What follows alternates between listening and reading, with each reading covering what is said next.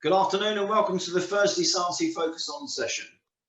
I am Steve Hull and I'm ESASI Secretary, and it is my pleasure to welcome you today. Please forgive me if you joined early and had to sit through the Concord video, but as you can see, I couldn't resist it and there's more to come. I'm very pleased as we have attendees from Europe and many other countries registered for this session, which is very encouraging.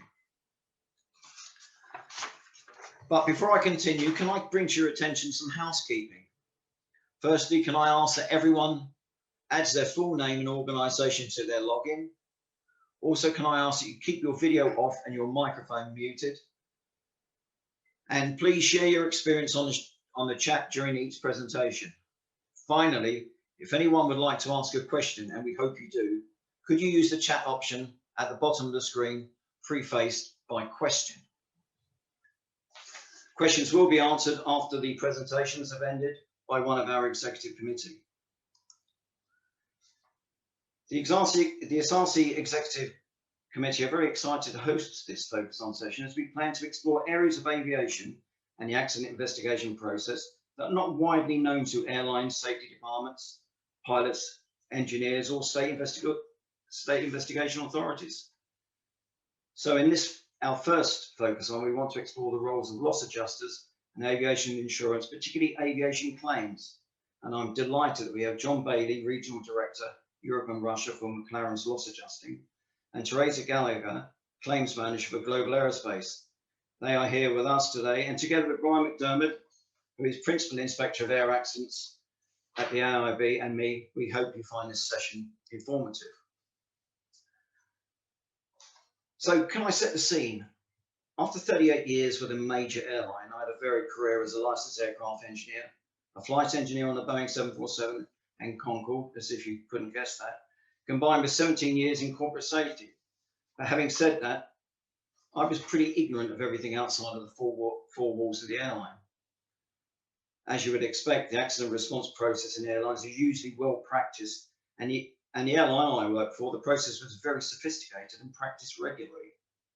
I say that as I went from a huge airline to become the safety director for a small European operator, where sophistication wasn't needed, but we ensured the accident process, response process was well practiced too. So you can see I went from Mach 2 to 160 knots. But when you are responding to an accident, which is an undesirable or unfortunate happening that occurs unintentionally, it's very, very difficult to prepare yourself for every scenario. As I found out on the 17th of January 2008 at 12:45, when I received a call. It was not unusual to get telephone calls because I was actually the go man at the time. The telephone calls were from operations, and on this week I was designated as the go man, but usually most calls from operations involve diversions, go-arounds, minor injuries to passengers or crew. But this call on the emergency phone was from a colleague, and it was slightly different. He happened to be doing an audit in the cargo terminal and saw the accident.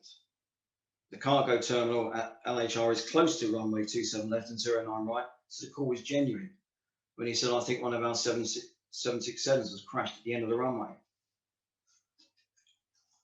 But it did remind me of a very experienced investigator when I joined safety services or corporate safety. He actually said to me, initial information is usually inaccurate, mostly false and often downright lies. And in this case, only one thing was wrong, and that was actually the type of aircraft, which in fact was a 777 as we know. So I gathered everybody together, and as you can see from the picture, it's in a direct line. I would imagine it's only about 1.5 miles away from headquarters. But an interesting point to note on this is during my 17 years in corporate safety and the many sophisticated exercises we did practice, not one ever involved an accident at Heathrow, our home base, which is pretty unusual, as nearly 50% of our landings were at Heathrow. So it would have been a good idea. But when I did an emergency exercise with my next airline, I made sure that we did one at main base. Regardless, I set off to the accident site and got to the security post where I met Phil Slight, and I was very grateful that I did know meet Phil Slight from the AIB, as he ushered me and chaperoned me through security to the aircraft crash site. Now, you can have all the aviation experience in the world, and I had quite a bit by that time, but there's nothing that can prepare you for when you see one of your aircraft after an accident. And this is what I saw. I saw the cabin crew and the flight crew gathering the passengers together, and it should be said what a fantastic job they all did. But I'm here to talk about the parties, and the point to remember, and the point that I probably was aware of at the time, apart from the AIB, the airline is the only interested party that gets involved with thinking about an accident scenario on a regular basis. The other parties have different priorities. For instance, these are the parties that I knew about, basically, and I was aware of. I knew the police were there to determine whether it was a crime scene or not, and when I went to introduce myself to the police, they made that perfectly clear, and so I to come back later. They take photographs, sketch items or evidence that might be lost, note names and addresses of witnesses, and protect vital areas such as the flight deck and cover ground scars and evidence with tarpaulin. ATC had a really tough time, but I urge anybody who wants to listen to the ATC exchange for the aeroplane. It's absolutely marvelous and shows what a great ATC we have, one of the best in the world. But they did have problems with holding aircraft because with a popular, most densely operated airport like Heathrow, where there's a landing nearly every 2 minutes, holding aircraft was a real problem. So divert or not to divert, well, that's a financial penalty to the airport, particularly terminals. Single runway operation, lots of airplanes to depart on one runway. So there was extended taxiing. In actual fact, the taxiways were getting very, very busy indeed. They was very keen on opening the closed runway, and that was a constant question that was asked. And an ATC controller, due to stress and workload, because it was coming up to what was the shift change. Fire service priority, well, obviously to make sure there was no fires, and there was no fires on the aeroplane once it stopped after the accident, but they still sprayed it with copious amounts of a brown liquid, which you can probably see on this picture, but they're there to ensure the site is safe with respect of fire hazards. The ambulance service priority, transport the injured to the hospital, again, pretty obvious. 9 ambulances and 3 rapid response vehicles attended. And the airport operator, the terminals were absolutely packed to the brim, really. Lots of passengers coming in, but not many getting away. Airport security was overloaded. As we know, the airfield was congested, and there was a real desire to get closed taxiways opened or the runways opened. But one point I came out of this with is not to assume that everyone is an accident response expert. That includes the police, fire service, airport operator, ATC, nor airline, as it's most likely their first serious incident, as it was mine. And I left the airline a year later, so that all that experience went with me. But after 3 days I was at the accident site for 3 days. Then on the 4th day, I got there and I saw the heavy lifting machinery to move the aeroplane away. I wasn't party with how these parties got involved, but I'm going to hand you over to Brian McDermott, who can fill us in with more information. Thank you very much.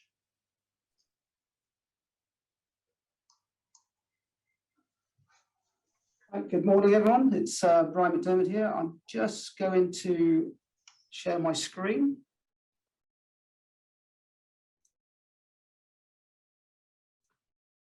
That's good. So welcome. First of all, yes, Steve, it's interesting with Steve. I first met Steve back in 2008, actually on the Heathrow accident. Didn't really get to know him until much later when we were in ESASI. Now, Steve asked me when he was setting this up if I could give the perspective of the Safety Investigation Authority. And I thought, to begin with, insurance, I wonder what I could say. But when I thought about it, I realized that every single accident that I've deployed to, we've had either the loss adjuster has actually turned up on site or he's contacted us pretty soon after. And it's an interesting relationship, I think, we have between a safety investigation authority and the loss adjuster, because we both need information of each other. We both need each other's help. But unfortunately, there are restrictions and constraints as to what we from the Safety Investigation Authority can do. So what I'm going to do over the next few minutes, if I get the presentation working here, is I'm basically going to talk about some of those constraints and just to talk about how we've worked with safety investigation authorities and how perhaps they might help us in the future. It's not changing. Pause with me a minute, please.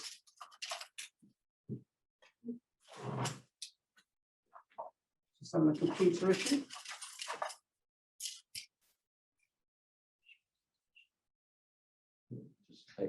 Okay, we're on the wrong screen. Okay, so first of all, I think we're all familiar with this, the aim of accident investigations.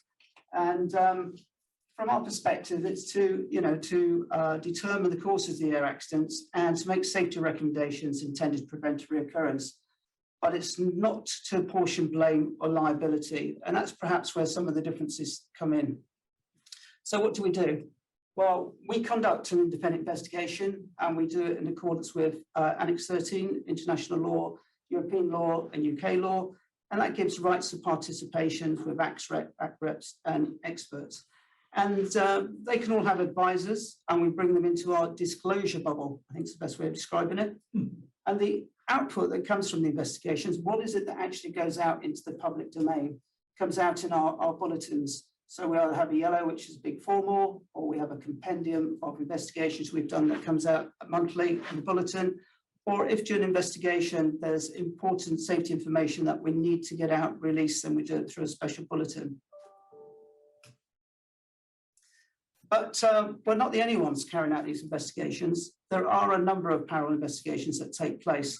So there's ourselves, there's the police, they may be looking at it from a criminal perspective, or they may be supporting the coroner, the coronial side, the regulator or the National Aviation Authority.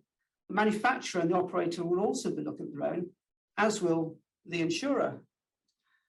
And I think if we look at the arrows here, they're actually showing the organisations which are generating information that perhaps we all want to share. So the police and the coroner obviously wanted to take information off us. And I think the other important thing when you look at this is if you look at the manufacturer and the operator insurance, they're all businesses. So they're in the game there to make money for their shareholders. Now I've talked about disclosure information and, if unlawful disclosure, it can be unlawful, but apart from that, it does seriously damage the reputations of people and organizations. And it could also compromise the investigation because people won't want to speak to us, won't want to help us. And that in turn makes it difficult for future investigations. So in terms of the disclosure of information, it's the IIC who's responsible for it. In our organisation, we have procedures where various individuals will be doing it on his behalf. And then the report at the end, so that's the information that goes into the public domain. That's actually the head of our organisation that releases it. So that's the only way we can get information out.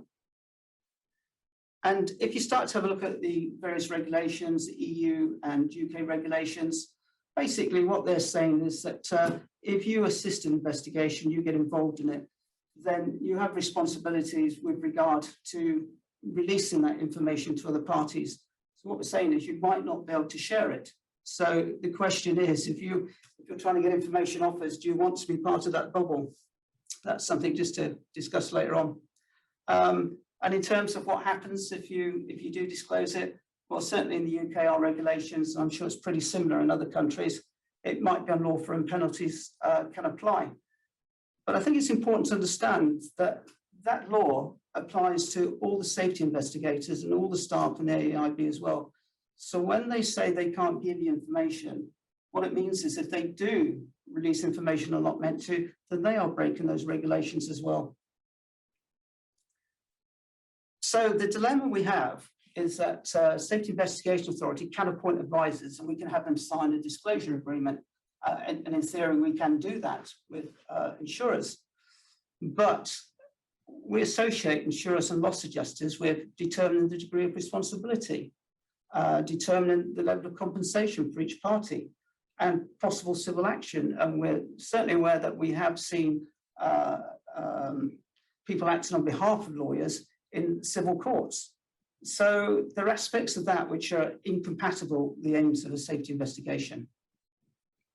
Now, we want to help you, and frequently when it's light aircraft, when we've had the pilots being killed, etc., the family will say to us that there's a hold up and money's being paid out, and we'll have maybe the loss adjusters trying to ask us about the licenses, were they properly qualified and licensed, and asking us about the medical examination report. Well, we work very closely with families and we feel their grief. We share that journey with them. And whilst we desperately want to help and to share this information, we're not allowed. You have to go to the appropriate organisations who hold that information. And it's been suggested to us, well, if everything's fine, can you not just say it's fine? Well, if you do that, the problem is when you don't say anything, the assumption will be that things aren't fine. But things we can share is things like the aircraft logs and aircraft documentations. If an organisation has the right to have a look at that information as part of their work, then we can work with them. But also, if the insurance is paid out, then the ownership of the aircraft then becomes the insurer. So basically, you own these documents. What we tend to do, though, is we don't keep original documents. We will keep copies. So what you need to do in the first case, you need to go to the owner of any documents to seek access to them. So how can insurers help? Well, first of all, you can provide us with information, and it's surprising how much information the loss adjusters and insurance have about anything about the aircraft, about the circumstances of it, about other issues and problems. They can also help us to understand the ownership, which can be quite complex. If you look at on the light aircraft side, you've got foreign registered aircraft which operate in the UK. You may then find, or in your own countries, you may then find that the owners actually in the state of registry, and then they have some like a beneficial owner, and then you might have an operator. When you start to get onto large commercial aircraft, it can be quite complex these days. So you have aircraft registered in a third country, operated in your own country. It could be wet leased, it could be dry leased. The engines could be on some sort of usage program. And normally my experience is that's where the insurer and the loss adjuster can help you. They're also really good at reviewing the maintenance documents. And often I've had them sat in my office, going through them, and at the end we have a chat as to what's in it. And one of the things I don't think we look enough at is they actually understand the industry risk. And you know, when you start to think about safety recommendations, you start to think about safety actions and understanding where the risk in our industry is in compared to maybe parts of the investigation you're doing, they can give you a little bit more depth, a bit of understanding on that. And certainly when you deploy, I think we all understand what it's like. You turn up and you're the face of authority. So landowners and local authorities are pursuing you for various reasons. And if the loss adjuster turns up, he takes all that pressure away. Wreckage recovery, people believe that it's our responsibility to recover the wreckage. That's not the case. It's our responsibility to collect the evidence, which might not mean that we bring all the wreckage back. We also have various arrangements, depending on the accident, where the insurer will maybe help us with some aspects of the recovery costs.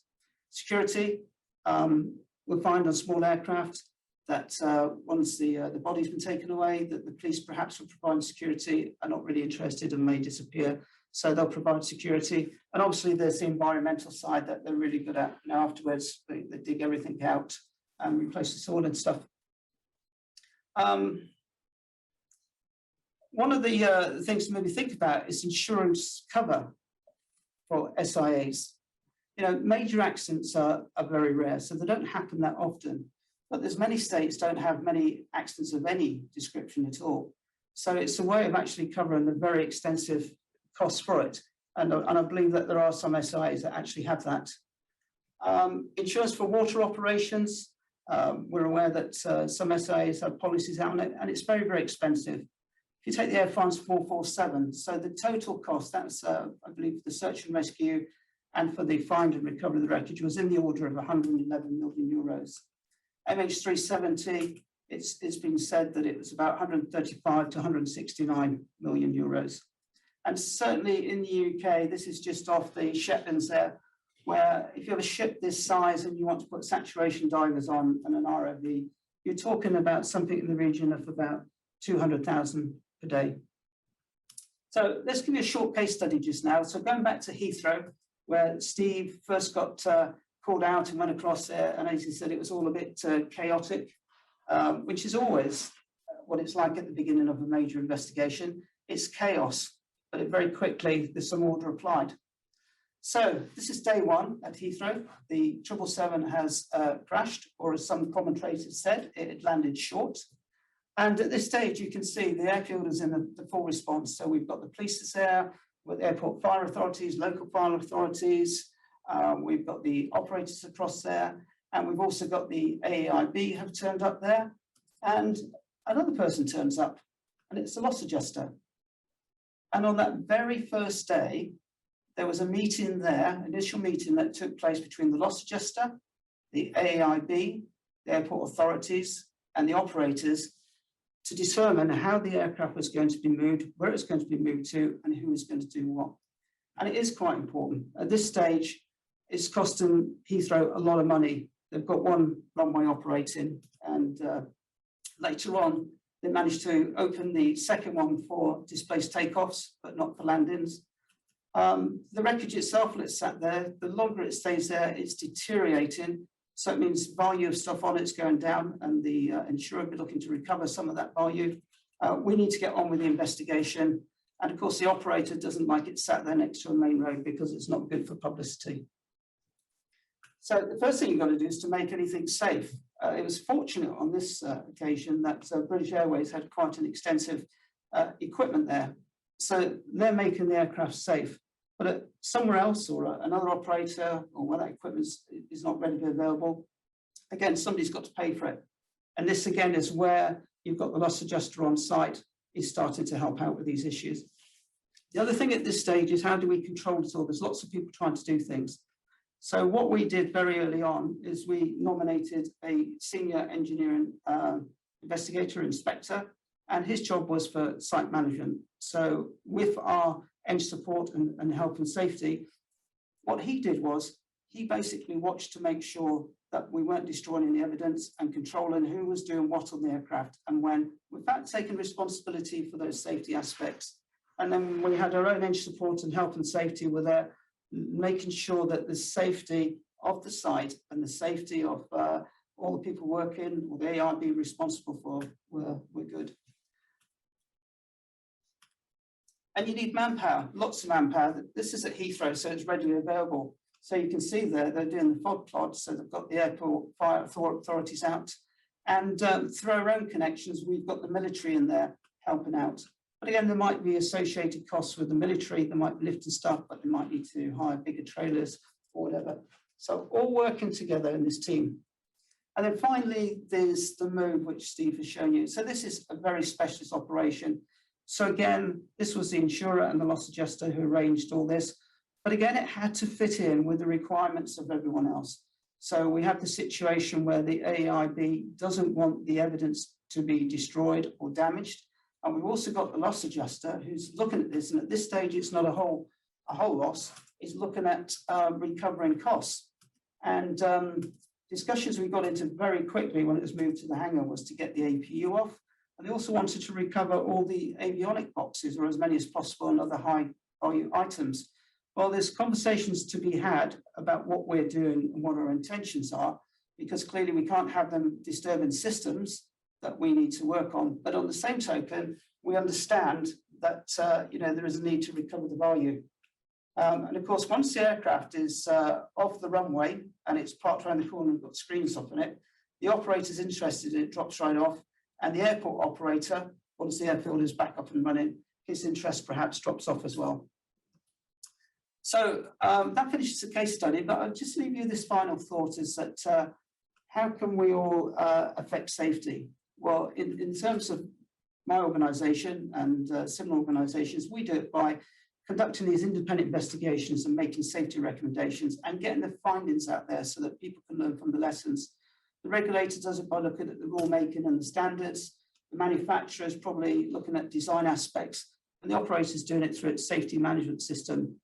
But I'll leave you with the question as we go into the insurance side of this presentation as to what impact does insurance have on safety. So I'm now going to hand you over to Teresa, I think it is first, and John. Thank you.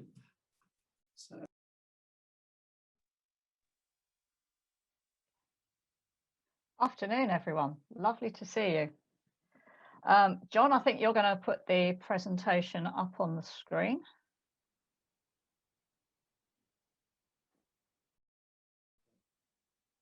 Okay.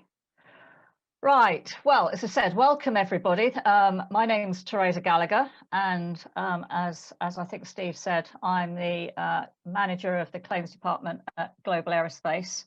I do note from the participants that we have some clients on board, so it's lovely to see all of you that know us already. But for those of you that don't, just to set the scene, Global Aerospace is a major insurer of worldwide aircraft, manufacturers of aircraft, airports around the world, and some of our industrial aid partners around the world. So we have a vast experience of dealing with aviation, and aviation is our only business. Other aviation insurers will have other lines of business, marine, construction, and the like. But Global Aerospace, we live and die aviation. That's it. That's our only source of income. So it's a very important. You know, we live or die by it. If we get it wrong, then we've got a problem. We have 70 underwriting offices, 70 underwriting claims adjusters, professionals around the world, and we have offices. We're headquartered in London, where we are today, and we then have a European office. We have head office in the United States of Parsippany, and we have branch offices there, and we also have offices in Canada. So we're pretty well spread around the globe, and we have a pretty good experience. Claims, we have, I think, extraordinary claims experience, and we have an extraordinary amount of claims professionals, and we have handled every type of loss, from the biggest major losses that the world has known to date, as well as some of the smaller losses. The smaller losses, believe me, can be as complex, if not sometimes more complicated, than some of the most major losses that we've seen in recent times. We can handle every aspect. As I mentioned, we insure many of the world's major airlines, as well as the world's major manufacturers of aircraft, engines, and component parts. And so we are well placed to look at all aspects, and we have an extraordinary group of staff who ensure that whilst we do ensure all of those aspects of the business, confidentiality is maintained, conflicts are maintained, so that we can work for the best, in the best possible way, with all of our partners that insure with us. Next one, John.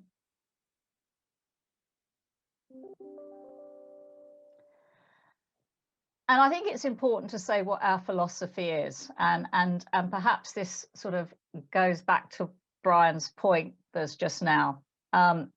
We are the insurer, and John and I will talk a lot more about some of what Brian's just spoken about in when you manage a loss, and some of the issues that the insurers and the operators have when there is a major loss. So from our claims philosophy point of view, the important part for us, and I don't ignore safety in any shape or form, but our important aspect that we look at is our customer, our client.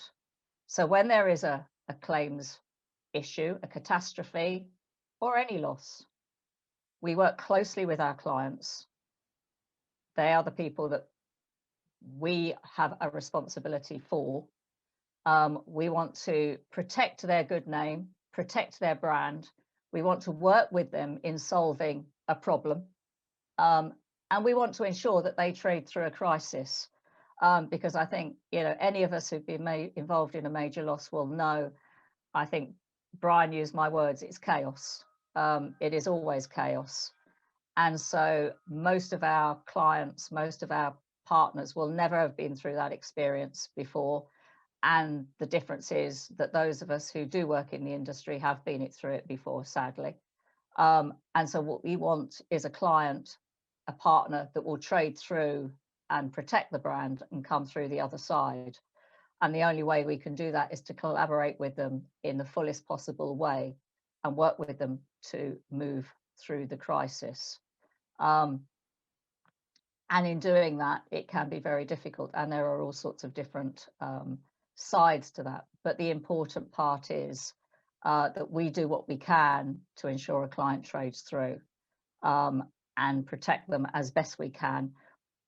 We protect our client, we protect us, our shareholders, our financial interests, and our other insurers who will be with us writing the risk. Safety, which is important, we leave to the regulators. When there's a major accident, that's what we rely on the regulators to investigate and tell us and tell our clients where in this incident, what went wrong. And when we find out what went wrong, then everyone will work to try and make sure that that does not happen again. But we don't make the rules. Our clients follow them. We ensure our clients that follow them. But we rely on the regulators to perform the safety role. John. So, yes, so McLaren's Aviation, we do lots of aircraft accidents. That's our business. So let me talk you through a few things. You can see there we have offices throughout the world, and these are some of the airlines that we've worked with, some of the operators. Just to check, Teresa, you can see the screen all right? Yep, perfect. The logos, hear the sound? Yep. Very good. Okay, right, let's carry on then. Okay, so we want to talk about the things that Brian and Steve have already mentioned to you, which I won't go over here, except for there's one word in there, subrogation. When I first joined this business from being an engineer, I did an apprenticeship at a company called Britannia Airways in Luton, following some encouragement from my dad, which was quite nice. It's seen me through the whole of my career so far.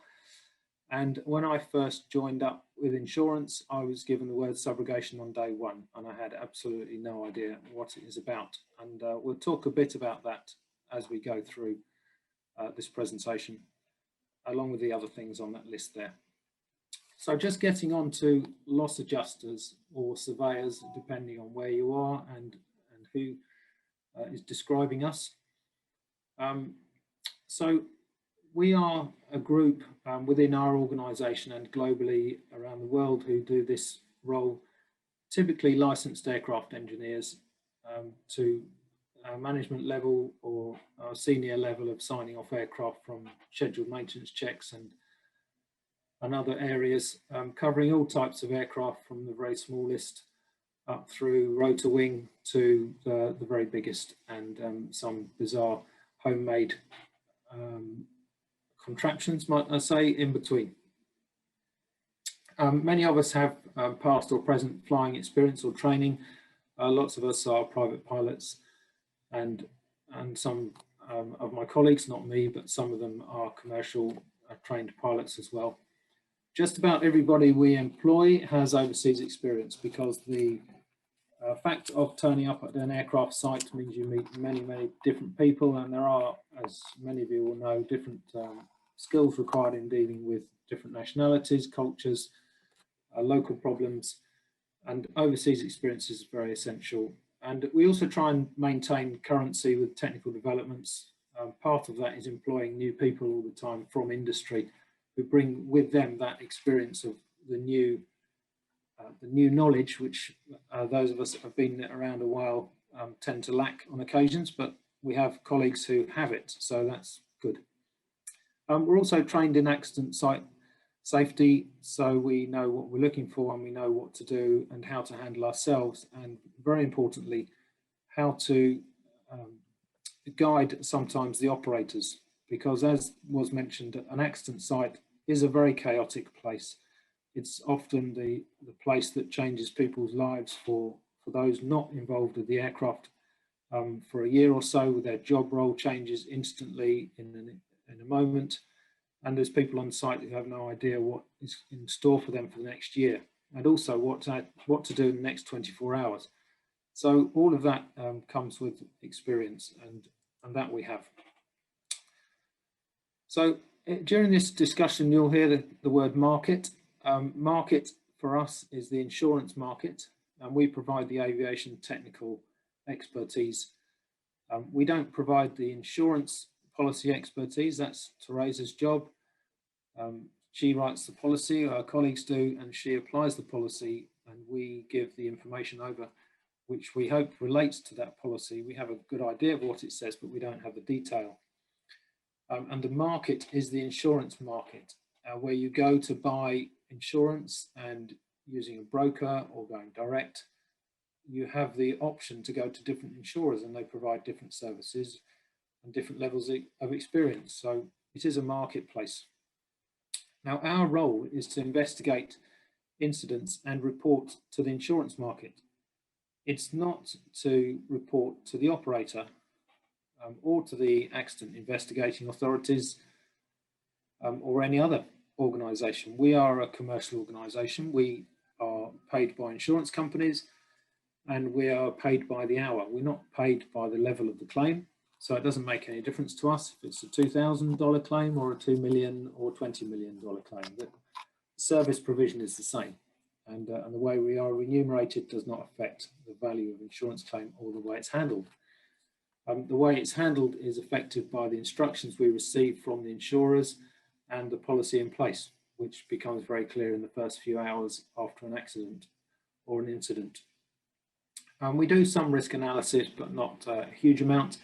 And we do some expert witness work, but mostly it's people like Steve Hull who would do that, and we would assist with them, getting them on site if needed at any point.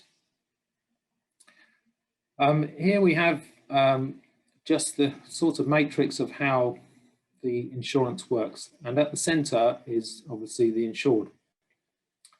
The top there we've got underwriters. I don't know if Teresa, if you want to add anything in on what you've said, how the underwriters link in with the brokers, or anything on that line.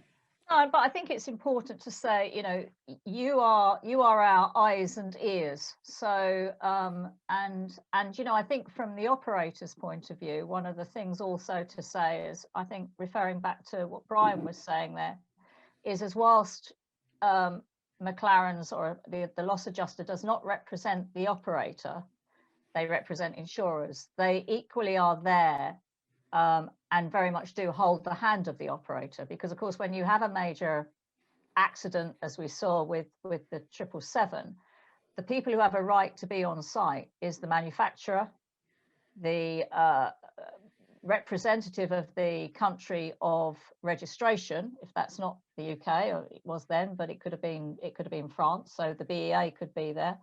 But there's no one there to represent the operator. They're there on their own, but there's no one there to help them.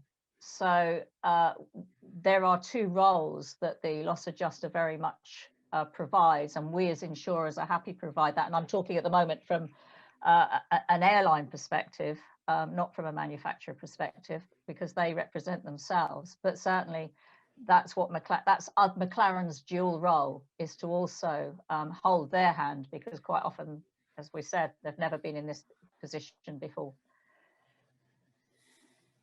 Okay, thanks for that. So also surrounding there, you've got the brokers and the lawyers. So just a quick mention about a broker.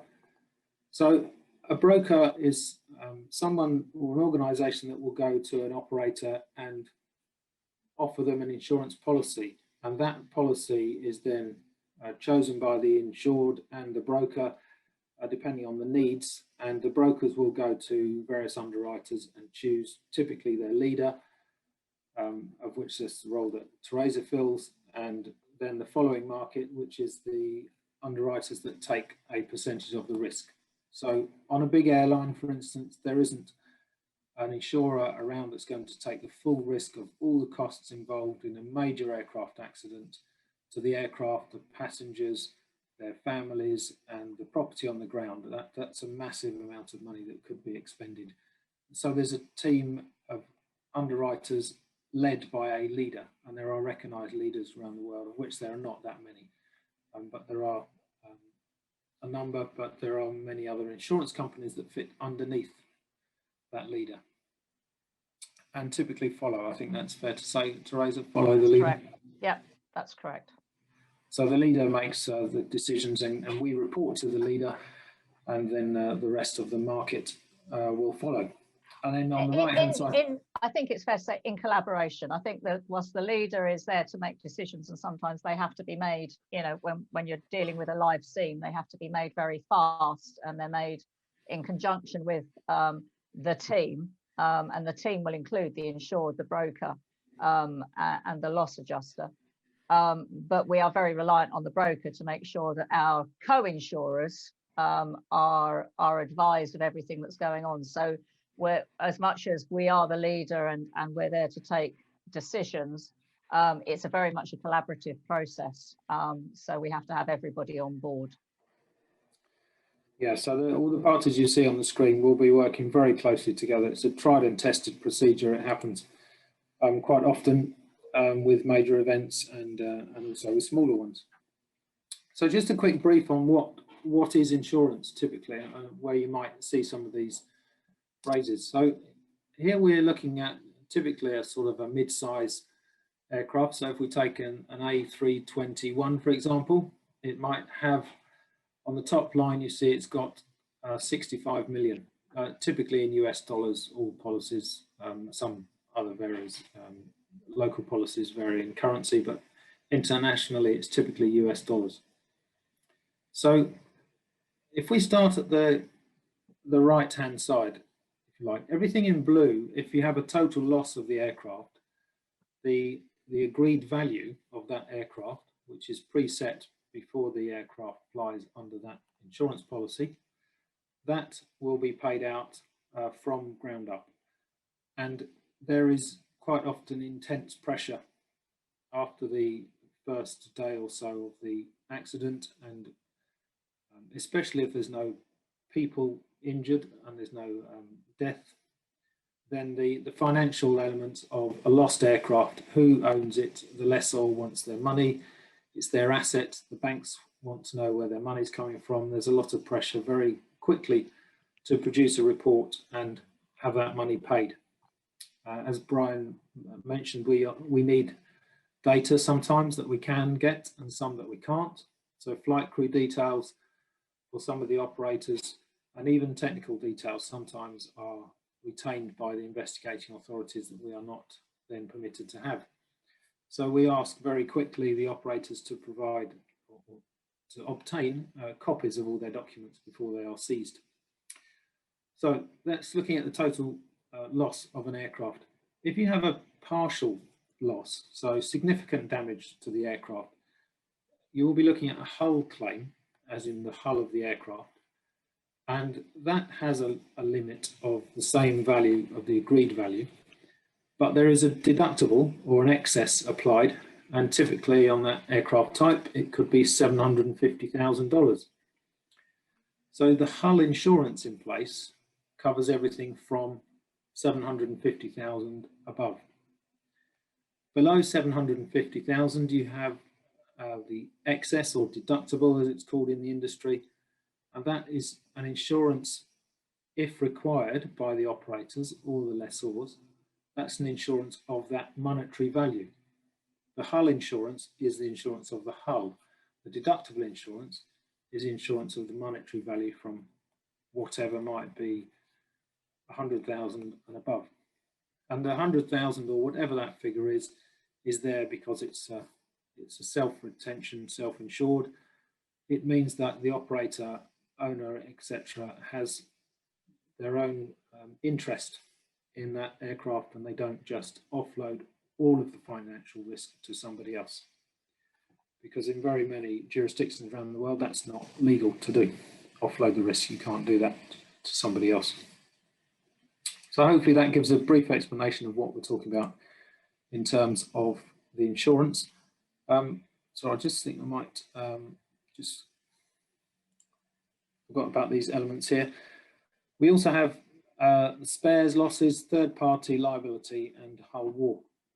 So spares losses is typically for components removed from the aircraft that are not intended to be fitted back on. So engines going for repair and overhaul. When they're in transportation mode between places, they are probably insured as a spare. The third party is physical damage to properties. So if the aircraft slides off the runway into the ILS system, for instance, that's the third party damage. Liability typically is people and passengers, although Therese has probably got a few examples of different elements of liability come under liability policy. Well, if you get a truck drives into an aircraft and you own the truck, then you could be the party responsible for the damage if you damage an aircraft. You know, obviously lots of operators around a ramp at airports, or even two aircraft collide. You know, one of the things Steve was just asking me is what are the risks going forward post-COVID? We're going to have some busy ramps, and we're going to have some people who are not used to moving aircraft around ramps. Aircraft colliding during the COVID period has been one of the things that we've seen increase. So two aircraft deciding to have a kiss and a cuddle can be an expensive process. Yeah, okay, thanks. And then the hull war liability, so malicious acts and acts of vandalism and things like that typically come under the hull war policy. So just a question that we quite often have on a site is who is going to get paid for this, and this is very common on small general aviation aircraft, not so common on site for a big aircraft, but obviously we're not just talking big aircraft today. So the owner, the person that has a financial interest in the aircraft, it's one of those elements that Brian talked about before. We have quite good access typically to the documents. Sometimes it's placed on the file when the policy is taken out, so we can gain that information quite quickly. Or other times we can do research and establish, you can actually establish loans on aircraft, and in some cases the lessors typically will, if that's a big lessor, they will typically give us a call maybe the next day.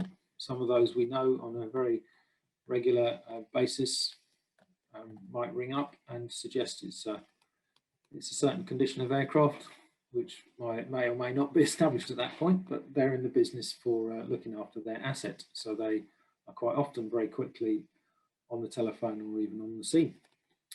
And then sometimes the third parties need to be paid and sorted out. And as Brian mentioned as well before, if you have contamination on the ground, it's not the role of the accident investigation authorities to deal with it, but it becomes a liability issue for the airlines, and we can deal with that. And that will be done in coordination with lawyers and the leading insurer and ourselves and the operator and whoever's property is damaged. There's just a few details on the screen now of who is various parties involved in the market, the insurance market, some of which we've talked about already. London is still the biggest global place for insurance under aviation, but there are also centres around the world, and many local insurance policies exist as the first policy for an organisation, and thereafter it's reinsured into London. But I won't go into today about the details of reinsurance, not my specialist subject, but the big reinsurance companies, lots of them are based in London and a few other international hubs. And then the broker is obviously very important to the operator. So in law, the contract position of the broker is an agent for the operator. But the contract of insurance is between the insurers and the operator. I think that's right, Teresa. That's basically how it works. Yeah. So the broker does not have their money in the game. They are providing a service of seeking out the appropriate insurance company for the risk that the operator needs to cover. And the broker has a quite difficult position because their interest is to represent the insured party. It's not to gain the most premium. And there are some very reputable brokers around in this world that whatever people say about them, they do put the needs of their insured very much at the top. And that's an aviation trait. I have to say it's a very good, honest system in place. Very true. Just for our role then, we have a variety of things that we do, from the collisions that you see on the left-hand side to the small GA events, I would say in the UK and Europe, which is my region, and Russia. We have someone will drive through a fence or a hedge once every weekend in the summer. So that keeps us active and interested. And then at the top you see the circumstances involving total loss aircraft after, thankfully for this, everyone got out. I think there was a resultant death or two, but nothing in the aircraft at the time of the event. So a whole variety of things that we do. We then have the survey, which for us is one of the interesting parts. So we will be deploying subject to COVID and all the other things that go with it, as and when that allows us to get back on the road. We'll be deploying, looking at the aircraft site and dealing and providing assistance with whatever events occur. So the point of a survey is very often to interface with the ESASI members, I guess, and any local investigating authorities. And I think from what Brian said, he met Steve on the aircraft at Heathrow. We've met numerous investigating authorities from the UK and from overseas at various different sites all around the world. So it's a very small community once we all get moving around again. I don't know, Brian, if you've got any comments about the interface overseas with people. We've often seen the AIB present, especially with things like Rolls-Royce engines involved. UK manufacturers' responsibility to be involved. Not myself. Tends to be, if we're going overseas, tend to go as an ACREP. So maybe not dealing with you as much. I'm not sure of my other colleagues. Maybe that's something in the questions later on to ask. Okay, so we've seen a few people in different locations, but that's where we have quite often meetings in the middle of snowfields or wherever it might be. Generally not good weather, otherwise the aircraft typically wouldn't have had an event. So one of the major things that we deal with on a very regular basis, definitely every week, this happens almost every day somewhere. We do about 5,500 claims a year as a company. So you can imagine how many impacts occur on the ground every day. This one here costs about 250,000. So this would be a deductible claim on a deductible policy. It doesn't go into the whole insurance policy for the aircraft itself, but it's the financial part below that level, which is insured. This is where we see the first mention of subrogation. So subrogation is when the insurers have paid out and they then have the right to try and recover that money, and they can use the rights of the insured party. So the insurers effectively step into the shoes of the insured party and try to recover their funds. The position and the ability to do that is quite often subject to contract, which is one of the elements that we look at when we're on an accident or an event site. And that can delay things if we want to keep an aircraft in its position or keep the equipment still connected with the aircraft because we want to gather evidence, subject to general standard contracts between the two parties on very many occasions. Teresa, do you want to add something about the standard handling agreements, how you might look at those and what you look for in subrogation? Yeah, obviously we encourage all parties to use the standard IATA ground handling agreements because everybody knows what they say, albeit that it's becoming increasingly common to see people tweaking them and bespoking them for their own to suit themselves and what's best for their operation. Subrogation is an emotive subject. I, as an insurer, will say this. Obviously, people will say, oh, well, something's gone into the side of our aircraft whilst it was somebody was servicing the aircraft at the time or whatever the case may be.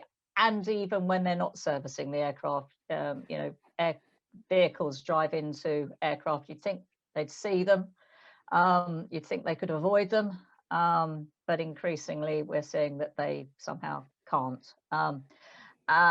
The problem with subrogation, it seems very simple. You recover from the party that did the wrong, but you have a contract there which may say, well, you can recover part of what you want to recover, but subject to what degree of negligence there was. And depending on where you are in the world, and we have people from all over the world here, negligence means different things in different parts of the world. So gross negligence, willful misconduct. You have to look at all of those aspects, which should be simple, but invariably aren't. And the people that are helping us to look at these from both sides are lawyers. And I don't know if we have any lawyers on the screen today, but lawyers earn extortionate amounts of money out of subrogation. And they love it. And subrogation can go on for years. And I can say that I still have files on my desk where somebody many years before I got involved started subrogation proceedings in parts of the world 25 years ago, and they are still continuing. So subrogation is something that, from my perspective, we do not undertake lightly.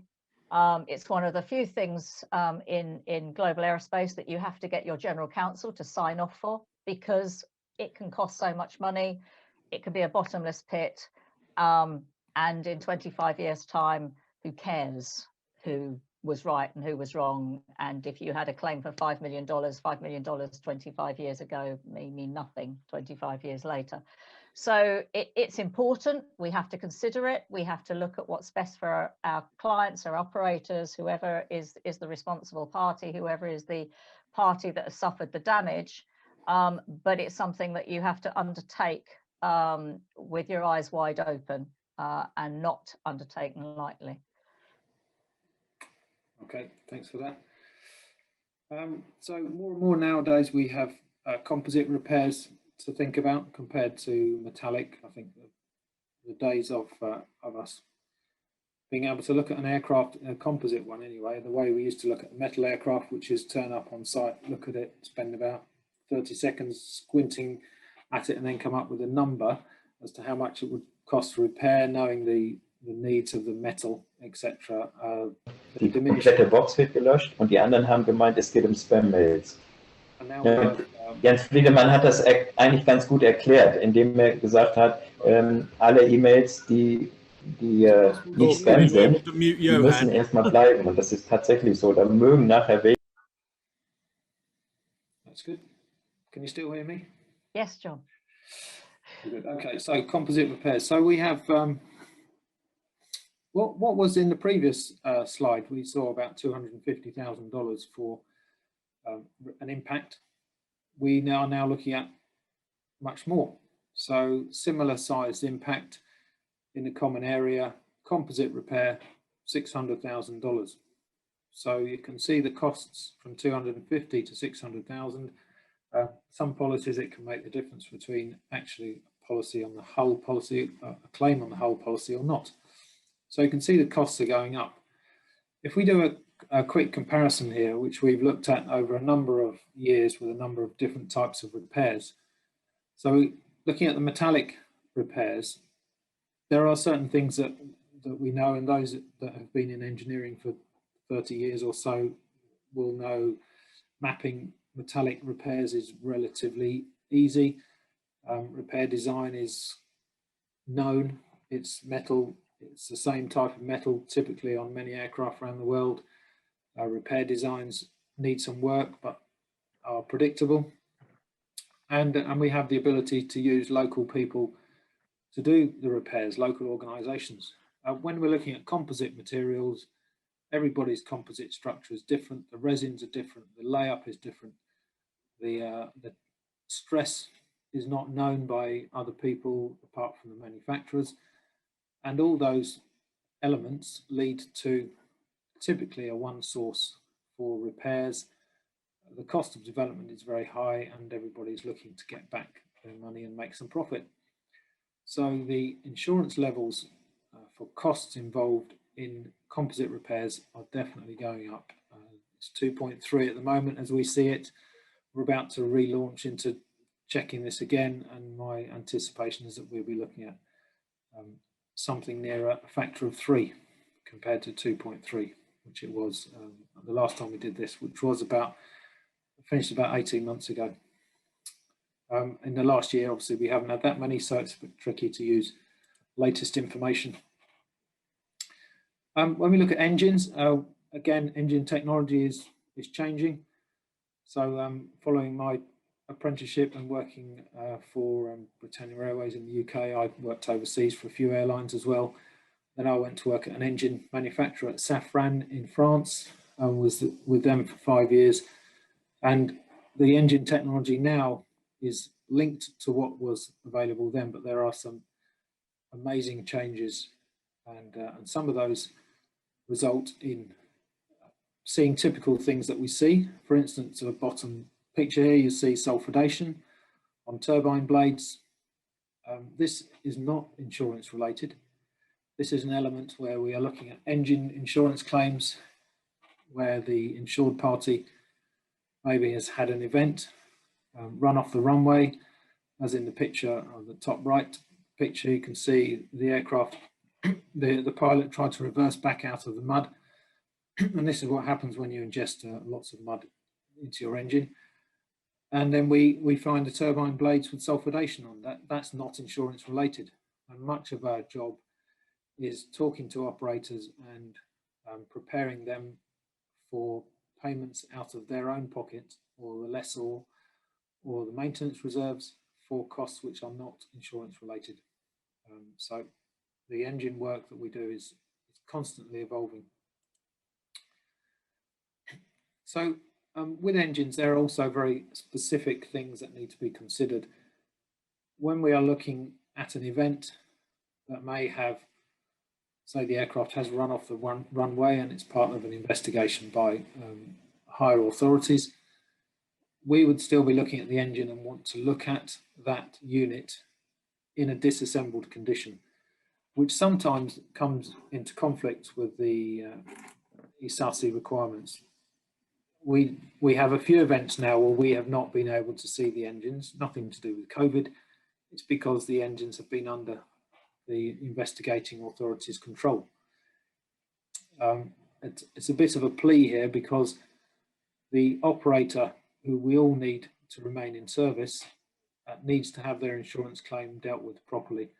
And if we are restricted from looking at things, and there are investigating authorities out there who, I mean, I've personally been told on more than one occasion, I can look, but I'm not allowed to take notes, which strikes me as ridiculous, but you know, that's what people sometimes say.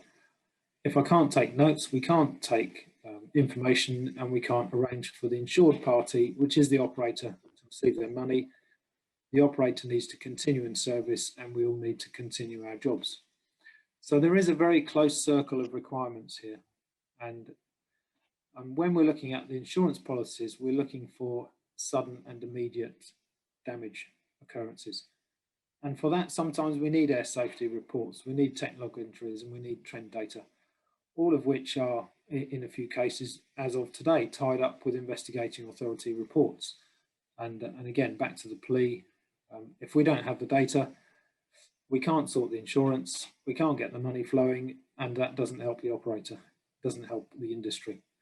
So there is a very close balance, which I know many of you are aware of, but we do need to keep constantly having this in the forefront of our minds. Just an interesting element now, so repair or replacement. With the new engines, we're looking at the item on the left, which is from a Pratt & Whitney engine. Very nice technology, amazing development over the years, but it's a one-piece unit. And what used to be replacement of a single fan blade for, I don't know, looking at that design, probably $40,000, $50,000 per fan blade of typical size and individuality. We don't even know what this would cost as a whole blisk unit, combined blade and disc unit. So the costs are as yet unknown on many elements of these new development engines. And also on the right hand side, you see a picture of a fuel nozzle. It's not actually a picture of an underwriter fallen over after seeing the cost. I don't know what it looks like when I'm looking at it from here. It's a fuel nozzle, but it's a additive engineering, which is effectively 3D printing. From my understanding, that unit is 3D printed. So it means that repairs are very, very unlikely. There's a problem with that. It's almost certainly going to be replacement only. So the costs are just going up, and insurers need to factor those things in, and it's just a fact of life. Costs are going up, and expectations are that payments come all the time. Just a few elements of cost here. I guess some people will know on this call about the various prices that we're looking at here, but when we are considering an engine claim, we are looking at the engine in the middle. There's definitions under insurance policies as to what an engine is. We have had discussions with investigators from air safety departments in the airlines and some of the other interested parties as to what the insurance is talking about when we're talking about what is an engine.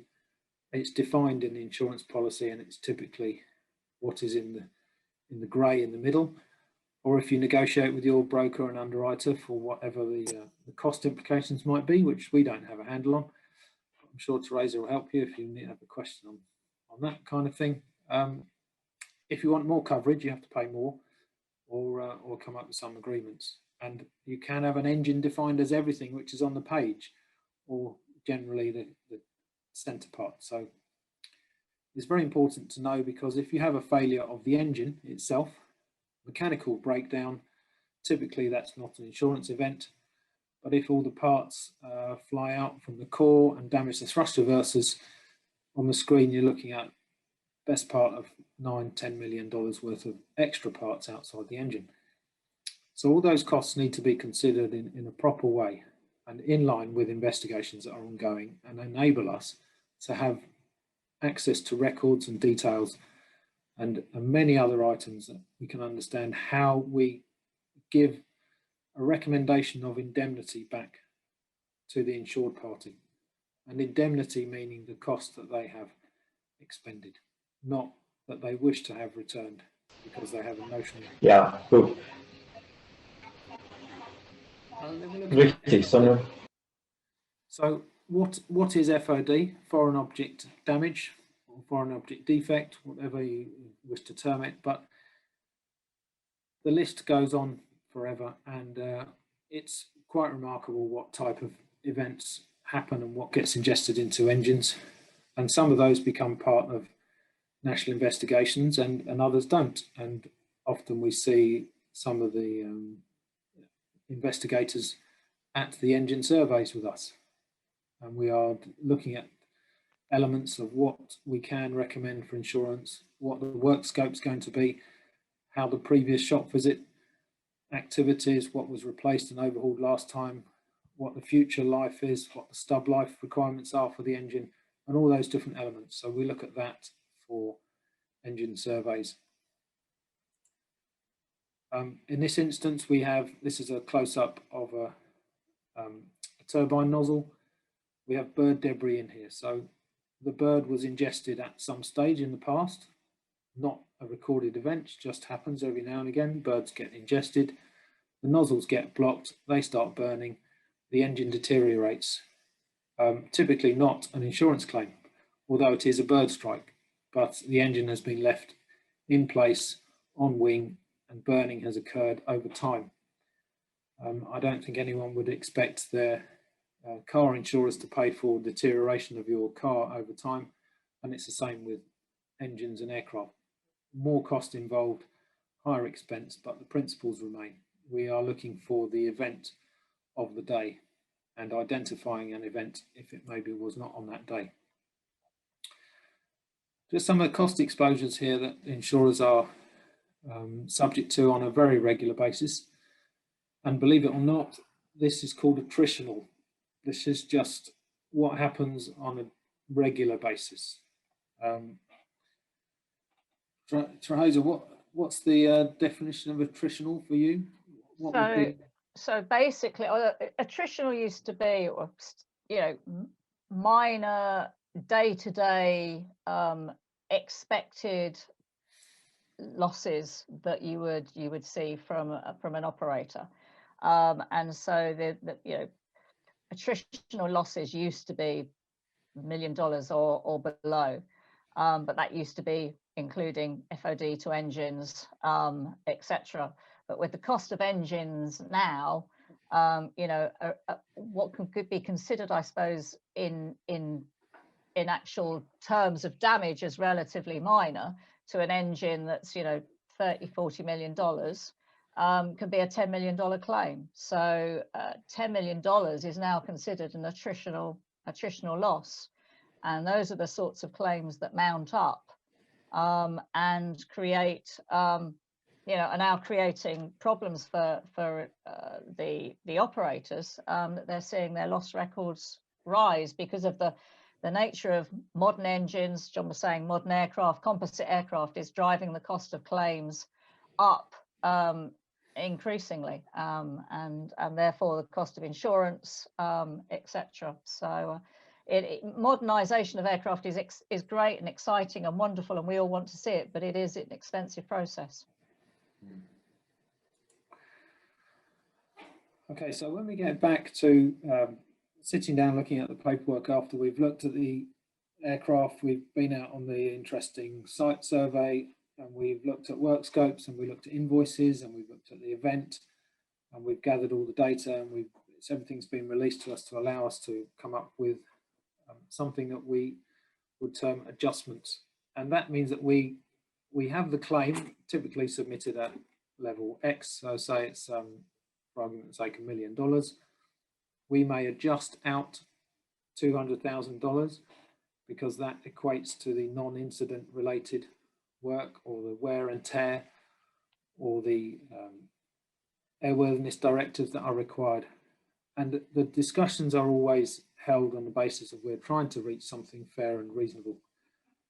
It's very unlikely that we get to pinpoint accuracy on an engine because everyone's viewpoint will be slightly different, especially when you consider the direction that people are coming from, be it the lessor, the owner, the operator, the person running the power by the hour contract, or the operator paying for that power by the hour contract and then paying for insurance and then expecting there is no gap between them. There are often gaps between them, so that's worthwhile thinking about before coming to a conclusion that it's either insurance or it's power by the hour. There are two lots of commercial organisations involved here, one being insurers, as Teresa has talked about, and the other being the power by the hour owner, and they don't want to pay for everything, and insurers will not pay for everything either. So there are gaps that we have to manage sometimes, and a lot of that information is debated and discussed along with the shop reports, the survey notes, the discussions of reasonableness, and the experience of all those in the room typically. And betterment is a phrase that you will hear, and sometimes this delays settlements. I know that on occasions the accident investigating authorities have been asked to comment on betterment, which seems a little inappropriate. But operators sometimes request all sorts of assistance from all sorts of parties to debate betterment, which is a discussion on how better their product is after the event compared to what it was before.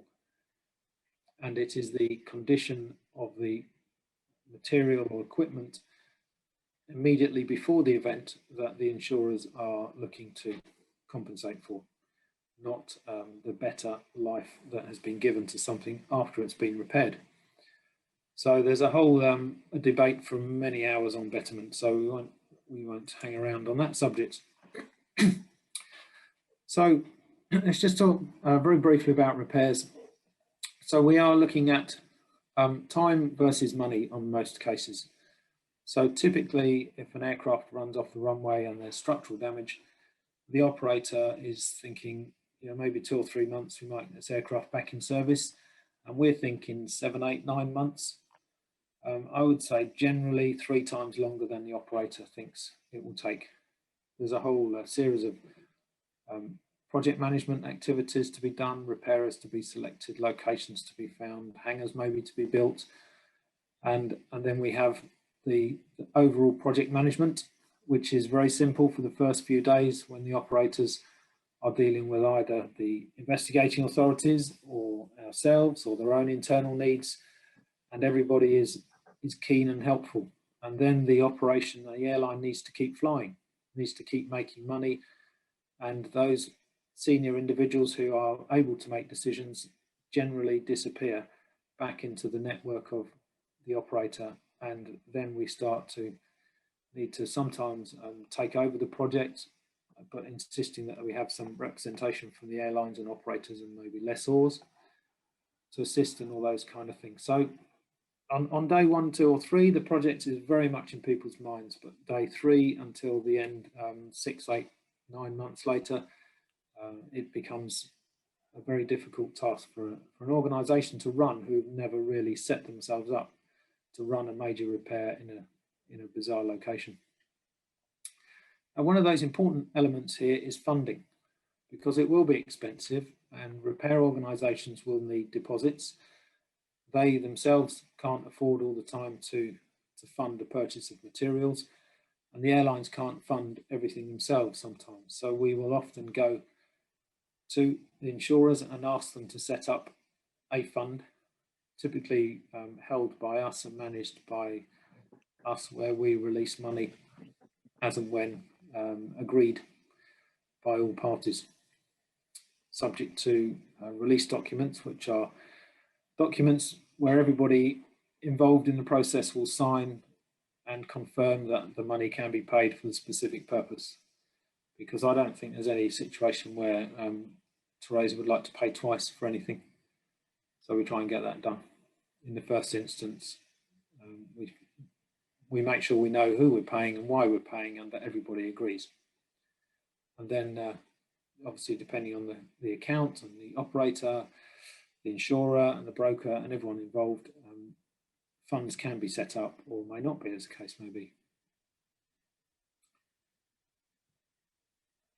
So just a picture here, which many of you will recognise what's going on here, but this is something that many operators and airlines will never want to see.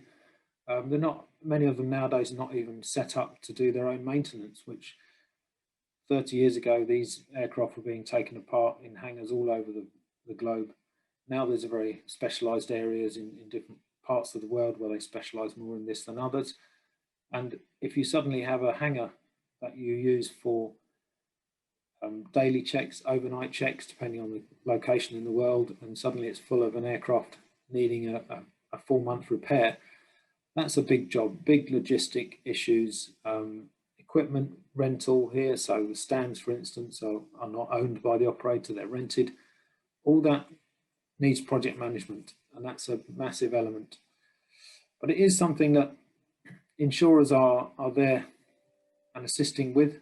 It's a policy of insurance and it's a policy of help. So there's a very wide expectation from insurers that they will be called upon to assist in an airline getting the aircraft back into service and back into into use. And I think that's, you know, that's the important part where we were talking about earlier, collaboration. And, you know, I think so many times I've seen people look at the loss adjuster and say, oh, you know, he's the insurer down. And, you know, I've had situations where even when it was a major catastrophe and an operator who sadly we'd not met before was thinking that the insurer was coming to see them to deny the claim, and with the loss adjuster and sales that, you know, do hamper anything that they wanted to do. And that's quite the opposite. I think, you know, it's really important to say that the loss adjuster, as much as I said before, they work for insurers and they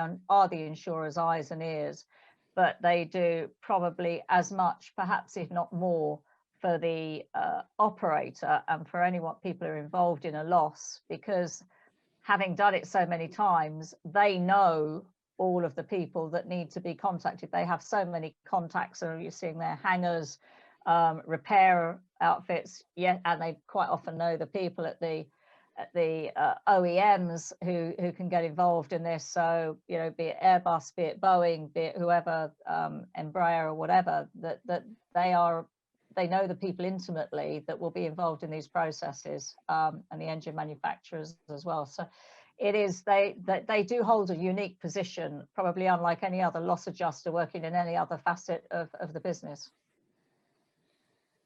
Yeah, it's quite a privilege actually, and it's quite interesting that we get to meet all sorts of people. So yeah, it's great to do that. And also different levels of standards here. So top right, you can see we had to build a hangar with what you have locally. It works, it's allowed locally. Other places, it's so cold you need a hangar within a hangar because there's no heating in the original, or we just need to build a hangar from scratch in the middle of nowhere. So all of those facilities are all part of needing to move forward to a repair. But there are many occasions, and I would say even more nowadays, with cash being in short supply, many operators just want the cash, which means that we will sit down with all parties and try to come up with what would be a plan, remove some of the costs where it wouldn't be required if we know that the cash is just a request, and hopefully everyone reaches an agreement where a number is reasonable. The insurers could understand that they would be paying that out if the aircraft was repaired, less some elements that would not be incurred by anyone, typically third-party costs. If we're having to lease a hangar, there's no requirement to pay a lessor for the hangar charges because they would never get them anyway. So there's different elements, different ways to negotiate cash, but it is an option and something that we're seeing quite a lot of at the moment. Obviously, we, like many of you on this presentation, we visit major loss sites, major events, some of which are disturbing, both emotionally and obviously the physical events of what you see on the ground. And that requires a level of, I would say, control. So I've been to various events, and quite often it is required just to say everyone, right, let's just calm down a bit and let's just wait until tomorrow sometimes, because generally people have been up 24 hours by the time the end of the first day, and nobody can continue like that. So I would say if any of you have never been to a major site before, it's worth speaking to your loss adjuster that turns up, or the local investigating authorities for those people that have been to these places before, and they'll definitely be happy to share the workload, because there's a massive workload needed, and if everyone works together, it does work well. But some very interesting sites we see. Just an example here, this is an event that happened. The aircraft landed short of the runway. So we're required to produce reports for insurers. So within I would say within 2 or 3 days, we know what happened.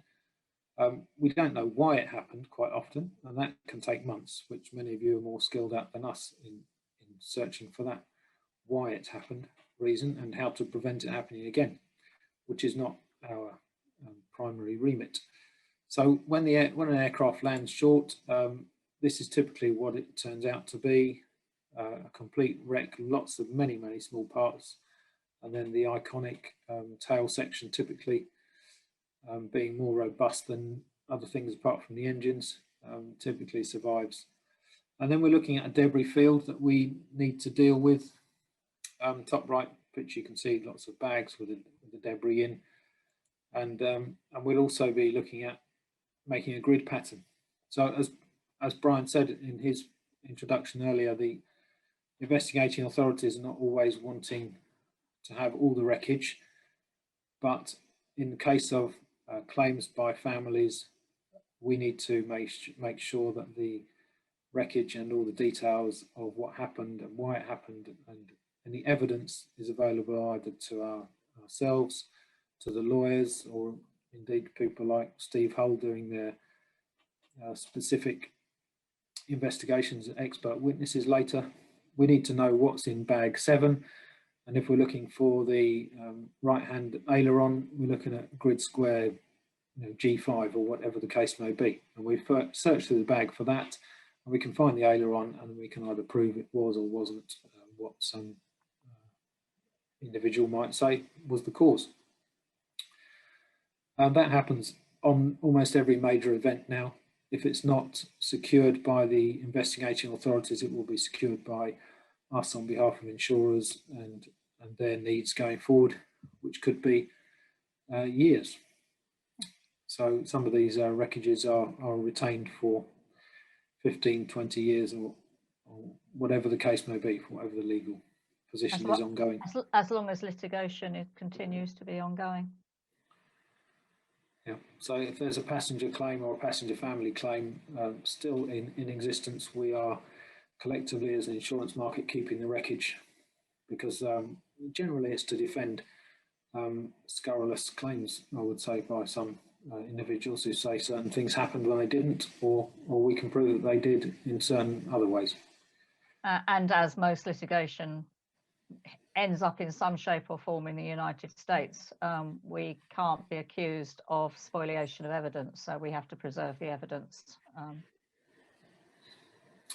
Yeah, and the containers, there are many containers around the world with aircraft wreckage stored in, and selection of keys in various different places and locations. So that's generally where an aircraft will end up. And in these cases, if the accident investigating authorities need something which does occur, we know where to find it because it's in container 7, bag, whatever.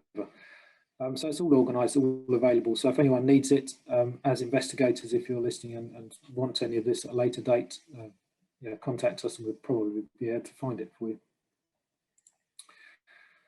Just in terms of salvage, so as was mentioned very early on the BA discussion, components removed from an aircraft become salvage, which is the value left over after repairs are completed, and that value belongs to insurers. So if we have a major loss and the aircraft is not repaired, we can take parts off it, put it back through proper channels for certification and resale.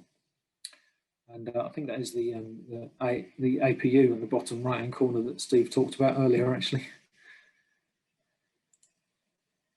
And just a final point from us, for those that might have had a view on insurance before this presentation, hopefully now you can love it, because it actually is amazing interface with the aviation operations side of the world, and it gives great opportunity to do different things, and there's a lot of resources and skills in there which we use, but we also obviously feed off of the investigating community, which has some skills that we don't have. So it really is an interface of working with all sorts of different people and organisations. I think that's it. If there's any questions, Brian or Steve, I think you guys are running the question session, or is there any other elements we haven't covered? No, that's brilliant. Thank you very much indeed, John. Thank you very much indeed, Teresa. For the work I do presently, that was invaluable, and it's sort of cleared up a lot of areas. Particularly, I'm always intrigued by the broker underwriter relationship and how many underwriters actually are involved in say insuring a big airline. And Teresa answered the question by saying up to 20 usually, but I would imagine that would be very, very complicated, but I'm sure, or is it complicated? It can be complicated. I go back to a market sort of back into the 70s, and we still have copies in our office. Our company goes back to 1929, but we have copies of slips. Like the insurance policy, the insurance contract is called a slip, and it will be on the original ones are on long pieces of paper with every individual insurer putting a stamp down. And there could be, on a major manufacturer or major airline risk, up to 100 insurers. Sadly, there aren't 100 aviation insurers around anymore. But if you've got a major risk, you will have probably almost every major insurer participating on that risk. They're not just in London now. It used to be very much London-centric. The Lloyd's syndicates, everyone's heard this building, Lloyd's, and there was lots of people sitting in little desks in there and busying away and putting things down. Now it's that they're more companies. But our market now is a global market. So you will have insurers in London, of which there's probably a dozen or so major aviation insurers. And then there's smaller insurers that may participate on war policies or predominantly general aviation policies. But then you've got France, you've got Germany, you've got the United States, and insurers around the world. The Asian insurers now are major contributors to the insurance market. Middle East. So it is truly a global market, and there will be, if you look at your airline policy and you look at all the insurers, they will be in every corner of the globe. Yeah, and the brokers are the ones that bring them all together. So, they will, that when they have to pay for a claim, when we have to pay for a claim, they will be the ones that will get all the money in from every part of every one of those insurers. And that can be quite a daunting task. And sometimes, you'll hear people say, oh, the insurers don't pay very quickly. Some do. We pay in 3 days. Others, when you've got to get your money from India or Dubai or Abu Dhabi or Korea, can take more time. So that's why I don't get paid on time. But okay, thank you very much, Teresa. Is there any further questions? I have a question for Teresa. Yep. Teresa, Jürgen White here. I'm Chief Inspector in Ireland. I have 2 questions. The first thing is and a lot of the participants know this, we've held an insurance policy for 25 years now that indemnifies us against the cost of an investigation somewhere around the world. We go to a brokerage every year. They go out to the market and they basically indemnify us to the tune of about 75 million for any one accident. But my question is, and it's based on the fact that the brokerage are telling us it's getting more and more difficult to get the cover from the underwriters, because in general terms, the risk is not fully known. And I was just wondering, do you provide such insurance to indemnify a safety investigation authority against the costs associated of conducting a large and complex investigation, particularly at sea? The second question is, what is your policy? And I'm not sure if you're going to give me the answer, and I can appreciate that, but what is your policy with regards to a safety investigation authority recouping the costs associated of recovering an aircraft from a wreckage site and bringing it to an examination facility? Would you see an opportunity for the SIA or the Safety Investigation Authority to recoup the costs associated with the movement of the wreckage from the accident site to a specific examination facility? Thank you. Okay, really controversial. Well done. Yeah. I'll deal with the first point, the insurance. Now, I have a get out of jail card here because I'm just a mere claims person. I don't underwrite. So I will tell you what I believe to be the sort of general answer. But the main thing is that you need to talk to a broker. They will be the ones that will guide you best. Now, whether that insurance is becoming more expensive, I would say across the board, all insurance is becoming more expensive. And that's as a result of, the losses that you've seen, the losses that you certainly as investigators know have been going on. And, we were saying earlier that attritional losses are becoming more and more expensive because of the nature of aircraft. So across, no matter what the area of insurance that you're looking across the aviation spectrum, it has all become more expensive. Is that cover becoming more difficult to find? To be honest, I don't know. Is it something we would provide for the right price? I suppose anybody will provide anything, but that is something definitely you need to talk to your broker about and get their input, and they will guide you in the right way and point you in the right direction. The second point is the $1 million question. It's great. I know Ireland do insure. I talk again in the. I've turned up today as the airline person. Okay, so and I've been involved in a lot of airline accidents. So our answer will always be Annex 13 requires you as the investigating authority to go along with taxpayers' money and recover the wreckage from you're not necessarily recovering the wreckage, you're recovering the fatalities, and you're looking to recover the black boxes. Yes, we have been called upon to contribute towards those investigations and recoveries. Some countries, such as Singapore, require that the operator insures against that. My answer, when I've been asked by, in fact, we as the insurers don't get asked. What happens is that there's pressure put on our clients. So in most cases, it would be the operator to go and contribute, or to go out actually sometimes and find the wreckage and recover it, go and hire a boat and go and get it.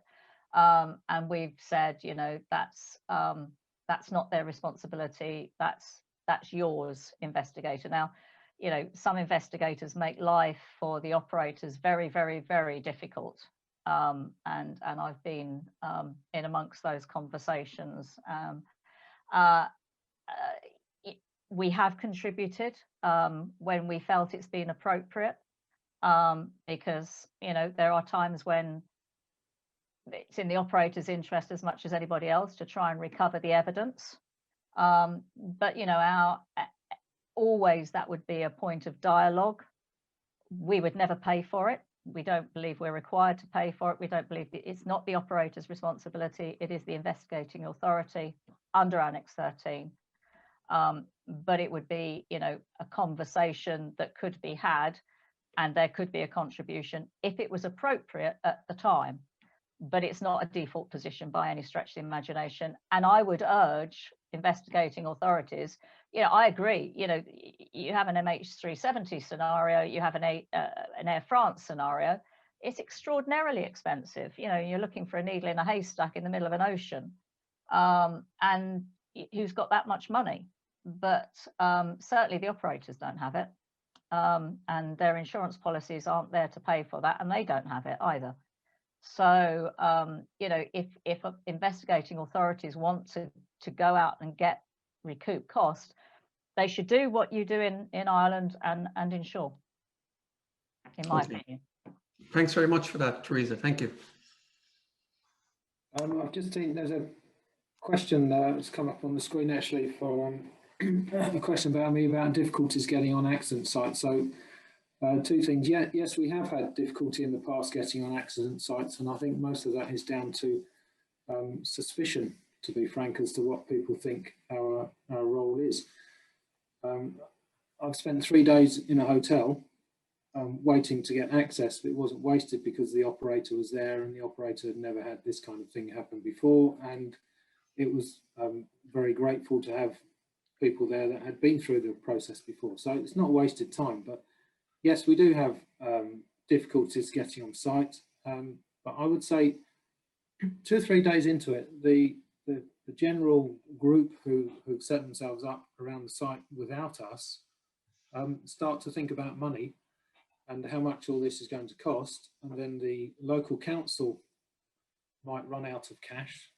The local fire service decide that they don't have any more facilities to offer for 3 or 4 more days, and all sorts of people start requiring money, and that sometimes is, I would say, unfortunately, a trigger point where people invite the insurance to be on site and then to assist in managing the site. So in terms of rights, as far as I'm aware, we have no rights whatsoever.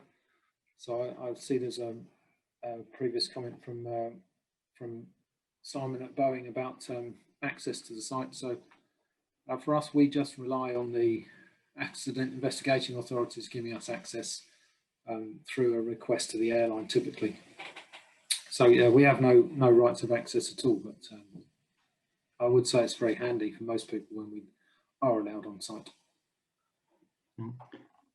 Thank you very much, John and Teresa. I think there is a question also from Nuno Adgatzi from Portugal. Nuno? Hello, thanks very much for your insightful presentation.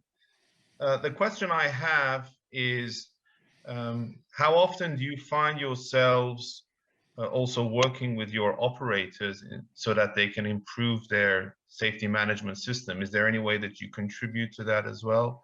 And does that also, on the other hand, influence their premiums when they work with you?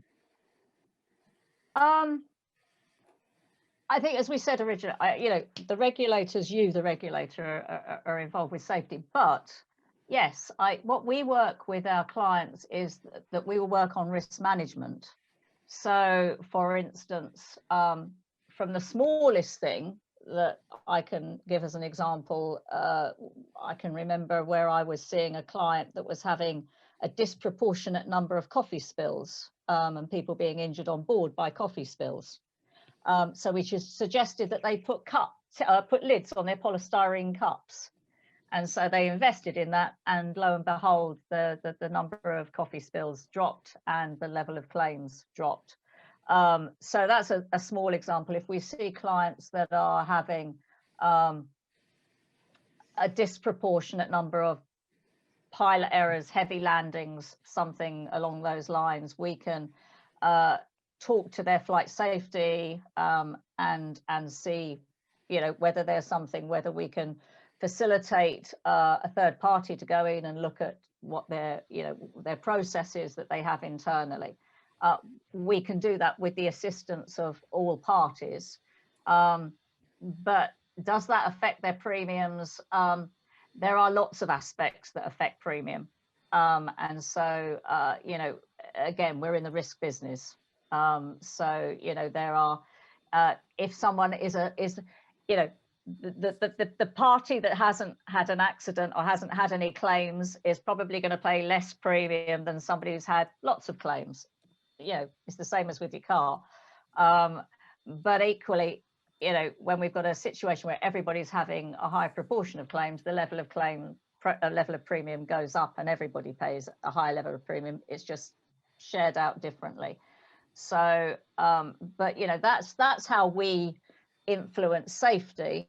But as I said, it would be incorrect of us to go to one of our clients and say you're not safe, because we insure people who follow the guidelines, we follow the rules, who their requirements of their policy is that they are properly licensed, etc., and comply with all regulations.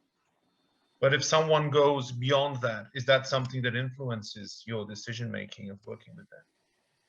If someone goes beyond what they're supposed to do from a safety perspective, yes. When we underwrite a risk, we look at all aspects of that risk. So, we will look at what is a preferred risk, but there are a number of issues that will guide that. So yeah, if somebody's is doing extraordinary things, then that may be an operator that you would obviously look to insure. But there's a whole raft of aspects that we look to when we underwrite a risk. Thanks very much. Of course, you take that into interest, but you can't just base it on that. Yes, thank you very much, Teresa. We also had in the same vein a question about some type of specific safe equipment that if an operator invests in something very specific, if it could lower their premiums. There was a question in the same vein, but I think you already answered.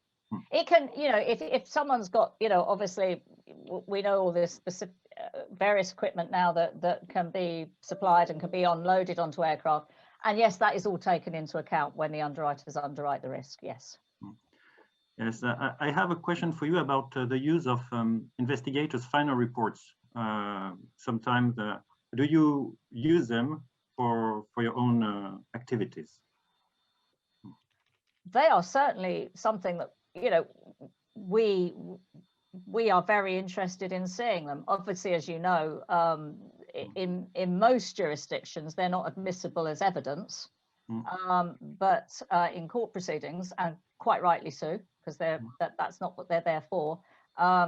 It's always the concern now that more and more, unlike I'm sure many investigators do just comply and want to provide safety, but more and more we're seeing certain aspects of life where the criminal side of things takes over and people want to look to blame.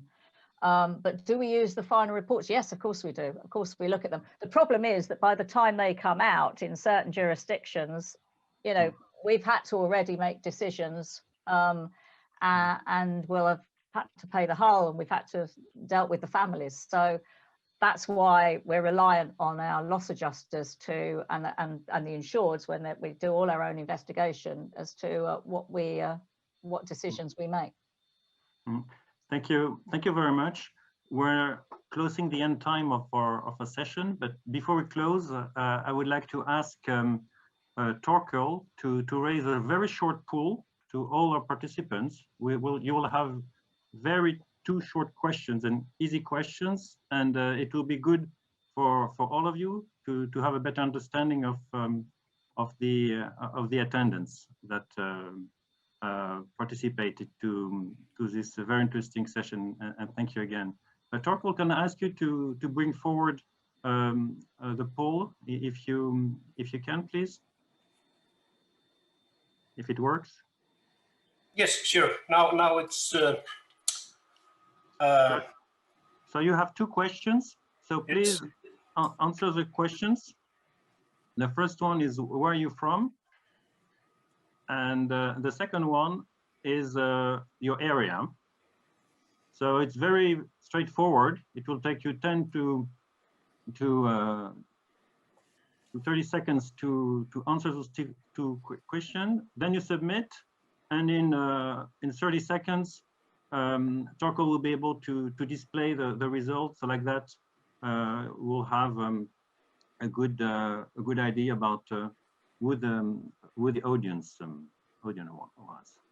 So we'll close this question in a couple of seconds if you're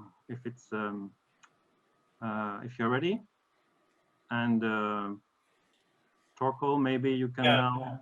There are 71 out of 105 already voted. So let's wait more 10 more seconds then for the persons to read the questions, and then we'll be able to display the results. And in the meantime, I don't see any more questions. Yeah, Olivia, there is one more question. There's one more question here. Yeah, there's one question here about, it's a policy question, so not really my field, but I can tell you we do deal with is home built aircraft covered, experimental aircraft covered? Does the aircraft insurance policy include aviation premises coverage? The answer is yes, you can get coverage for home built experimental aircraft, yes. And does aircraft insurance policy cover? Absolutely, yes. you will get cover for both of those aspects. Okay, and there's one more about the investments of safety, investment in safety equipment by operating. So in ropes and things like that. Yeah, as I said, you know, yes, people who use ropes, TCAS, all of those sorts of equipment, yes, those are taken into consideration when people when insurers see that. Okay. Okay, I think you can bring forward the results now, or before we close. 85 entries, so it's kind of a stop now. Okay. So we have a majority of people from Europe, the UK and the States, but we can see that the world was represented.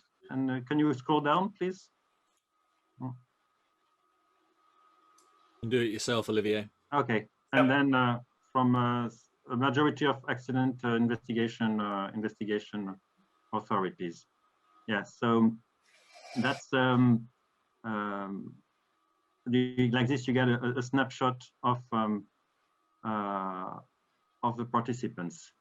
So I'm sharing my screen. Do you see it? And yes. So again, I would like to thank all our participants, and especially the speakers. So John, Kirita, Steve, and Brian for putting together this this session. I would like to, before closing, do a little advertising pitch for our next event, which will be normally in Budapest in presence, so face to face, or in early summer. So hopefully the vaccination and the warm weather will make it happen.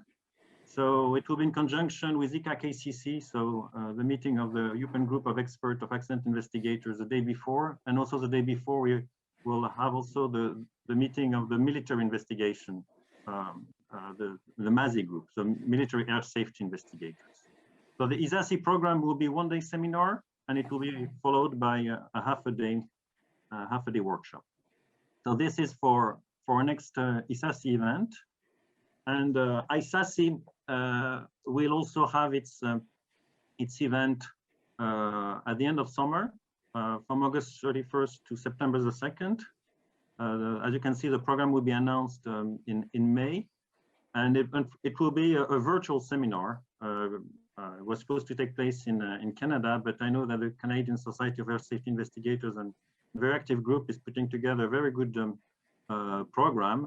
And the price will be $89 US for ESASI members and 99 for non-members. And the registration would be available soon. So it's time to close that meeting. This FocusOn session was a trial, the very first time that ESASI is doing something along these lines. It's a first, so we'll really welcome your feedback on that. Feedback through different channels. You know where to find us. So please don't hesitate to send us your feedback. So like that, we'll be able to organize something similar the next time. We'll try to do a couple of these sessions each year, in addition to our yearly seminar. So I think it's now time to close the session, unless Steve, Brian, John, or Teresa, you want to add anything else? No, just thank you for having me. Thank you for invite. Thank you. So yes, so on behalf of ESASI, I would like to thank you all. So especially our speakers, our organizers. So Steve and Brian, thank you very, very much, and of course all the participants for having joined us this afternoon. And please don't forget to send us some feedback, and have a great afternoon. Thank you again. Thank you. Bye-bye, everybody. Bye-bye. Thank you. Bye.